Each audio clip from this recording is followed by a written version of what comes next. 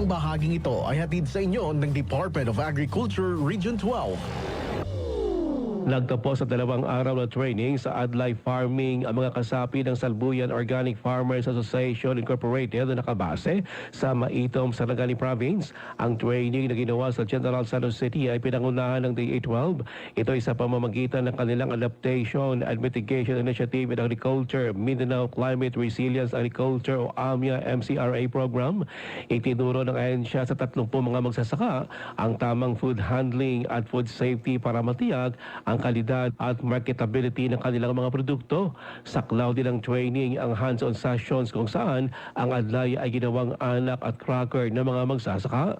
Ayon pa sa DA12 na pinamumunuan ng Regional Executive Director Roberto Perales, patunay ito sa potensyal ng Adlay bilang masustansyang pagkain at produkto mula dito na may dagdag na halaga. Ruel Usano, NTBC, Bida Balita.